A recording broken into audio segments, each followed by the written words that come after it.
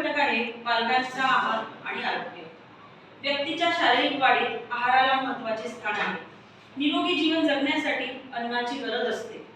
प्रत्येक व्यक्तीची अन्नाची गरज ही वयोमानानुसार असते. ज्याप्रमाणे व्यवसाय, वातावरण वगैरे बाबींवर अवलंबून असते. बालकांचा आहार विषयक गरजांवर सुद्धा या घटकांचा मोठ्या प्रमाणात परिणाम होत असतो. पहिल्या घटकात आपण पाहिलेले आहे की वाढ व विकास संपूर्ण बाल्यावस्थेत एकच गतीने होत नसतो, तर तो कधी जलद गती कधी संथ गतीने होत असतो. त्याचा स्नायू व हाडांच्या विकासासाठी परिणाम होत असतो. हाडांच्या विकासासाठी सर्व पोषक तत्वे योग्य प्रमाणात असलेला आहार आवश्यक आहे.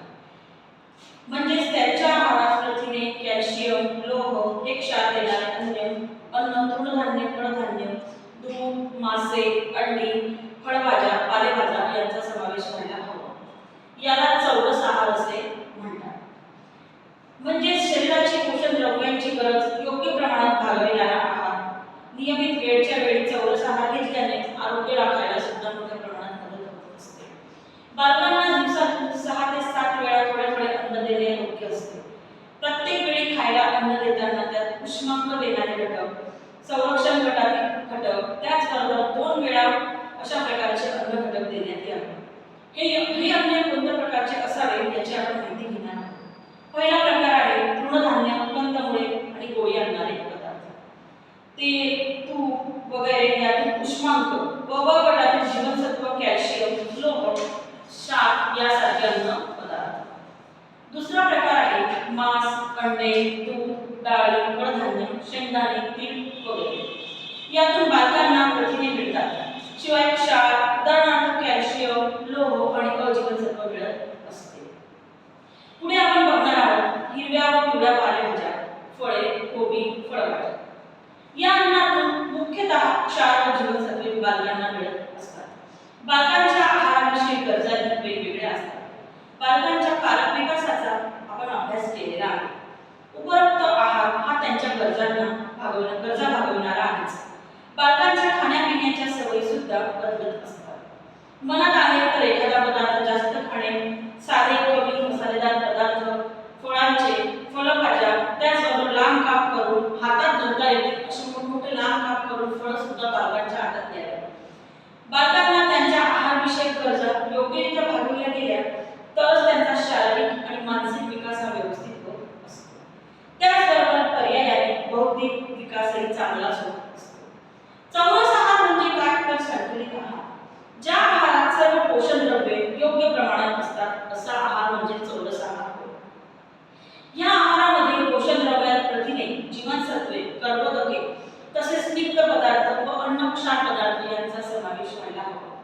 संतुलित आहाराच्या अभावी बालकांना अनेक प्रकारचे रोग उद्भवतात. विशिष्ट पोषण तत्वांच्या अभावी सुद्धा बालकांना वेगवेगळ्या आजारांना तोंड द्यावे लागते. सतत पोषण द्रव्य विरहित आहार जर घेतला तर कुपोषण नावाची समस्या आपल्याला सगळ्यांना माहीतच आहे. कुपोषणाचा परिणाम शरीरावर स्पष्ट दिसून येतो, पण त्याचा परिणाम बौद्धिक, मानसिक, सामाजिक विकासावरही होत असतो. कुपोषित मूल आपल्या समवयस्क मुलांच्या तुलनेने मागे राहते. त्याचा विकासही अखंडित होत असतो. त्याचबरोबर मुळात कुपोषण होऊ नये याची काळजी घेणे सुद्धा आवश्यक मानलेले आहे. काही बाबतीत कुपोषणाचे निदान करता येते तर काही बाबतीत निदान करता येत नाही. विशिष्ट खाद्य पदार्थाच्या घटकाच्या अभावाने काही विशिष्ट प्रमाणात कुपोषण होतो. त्याचबरोबर वेगवेगळ्या प्रकारचे आजार उद्भवतात. हे योग्य वेळी केले नाही तर परिस्थिती विकोपाला जाऊ शकते आणि या उणीवांमुळे बालकाचा मृत्यू सुद्धा होऊ शकतो. मग आपण आता बघणार आहोत की पोषण द्रव्यांच्या अभावामुळे बालकांना कोणत्या प्रकारचे आजार होऊ शकतात. अन्न घटकात काही प्रमुख घटक आहेत की त्यांच्या उणीवांमुळे आजार होत असतात.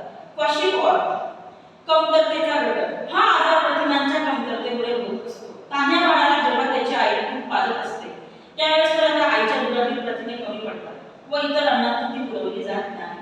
गरिबी आणि अज्ञान हे बऱ्याचदा या रोगाचे महत्त्वाचे कारण आहे. मग बालकल्याण योजना आहे. या योजनेतून अशा बालकांना पूरक पोषणाची व्यवस्था करून दिली जाऊन उभा केला जातो. मग या आजाराची लक्षणे कोणती आहेत? अंगावर सूज येणे. प्रथम बालकाच्या पायावर सूज दिसू लागते. त्याची त्वचा सुद्धा कोरडी पडते आणि जाड पडण्यास सुरुवात होते. बालक चिडचिड होतो, किरकिर होतो आणि सुस्त पडायला लागतो. त्या बालकाची भूक मंदावते किंवा नाहीशी होते. त्वचेवर लालसर प्रमाणात चट्टे पडतात, बाळाचे केस भुरकट तांबूस होतात आणि गळायला सुरुवात होते. मग या आजारावरती आपण काय उपाय केला पाहिजे? तर या आजाराची जर सुरुवात झालेली असेल तर घरच्या घरी जास्त प्रथिने असलेले पदार्थ म्हणजेच मांस, अंडी, कडधान्ये, फळं यांच्या मिश्रणापासून केलेले पदार्थ बाळाला खायला घालायला पाहिजे आणि पचायला सोपा आहार द्यायला हवा. त्याचबरोबर दिवसातून जास्त वेळा थोडा थोडा आहार द्यावा. या आजाराची लक्षणे जर का तीव्र प्रमाणात असतील तर मात्र बालकाला दवाखान्यात दाखल करायला हवे. पुढे आपण बघणार आहोत मॅलेमस. या मॅलेमस आजाराचे घटक काय आहेत? शरीरात कोणती कमतरता झाली असता मॅलेमस हा आजार होतो. उष्मांक व प्रथिने यांच्या उणिवेमुळे बराच काळ आईच्या दुधाशिवाय दुसरे अन्न दिले जात नाही किंवा ती खाण्याची सवय सुद्धा लागू जात नाही. तेव्हा वाढ आणि विकास हा बालकाचा खुंटत असतो आणि मॅलेमस नावाचा आजार विद्यार्थ्याला बालकाला होत असतो.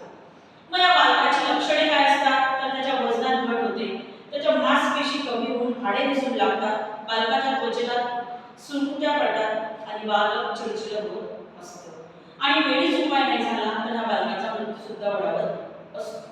मग उपाययोजना: आहाराचे प्रमाण वाढवावे, प्रथिने व उष्मांक मिळेल असे अन्न घटक बालकाच्या आहारात असायला हवे. उदाहरणार्थ अंडी, दूध, तृणधान्य, बटाटा, रताळी, कंदमुळे यासारखी आहारात समावेश असायला हवा. मग आता आपण बघणार आहोत पोषण द्रव्ये. पोषण द्रव्यांमध्ये बालकाला पाणी हे अत्यावश्यक आहे. त्याचबरोबर प्रथिने, मांसाहार, कडधान्य, डाळी, शेंगदाणे, तीळ, दूध, ताक, तूप, दही आणि रोगप्रतिकार शक्ती वाढवणारे घटक बालकाच्या शरीरात असायला हवे.